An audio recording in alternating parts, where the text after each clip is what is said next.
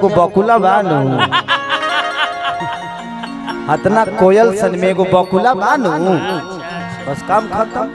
देखिए हम पहले बड़ा एंजॉय करतनी है स्टेज पर गोराब, लेकिन जब से यूट्यूब आइल बा ना तब से आदमी मस्ती कल छोड़ देले बा कि कब हमारा मस्ती के में से दो गो शब्द काट के आइलो वायरल क के हमरा के बेइज्जत करा दी। आदमी पहले मस्ती करतला जियतला स्टेज अच्छा कार्यक्रम का होला एंजॉय खातिर नाला, लेकिन ओ करे के लोग कहे कि बताइए खेसारी ऐसा बोल दिए, ये कर दिए, ये माहौल ऐसा है कि यहाँ मस्ती ही चलेगी।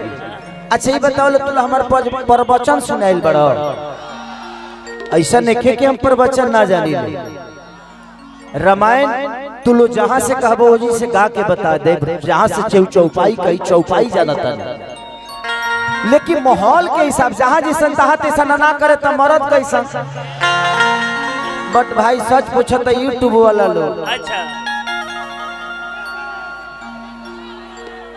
देखो। अच्छा ये बताओ लो जौना हिसाब से सटा तारी से अगर हम गलती से विधायक हो गए रहती तो तू लोग क्या सोचता? जब विधायक के गड़बड़ बता विधानसभा का इतना गड़बड़ बट नहीं, ये इस स्टेज पे मैं के नागरिक के तौर पे नहीं बल्कि एक एंटरटेनर के तौर पे, एक कलाकार के तौर पे हूँ। तो यहाँ सब कुछ चलता है, हंसी मस्ती चलता है, बट वो दायरे के साथ ही हो, सबको समझ में आ भी जाए और किसी को बुरा भी ना लगे।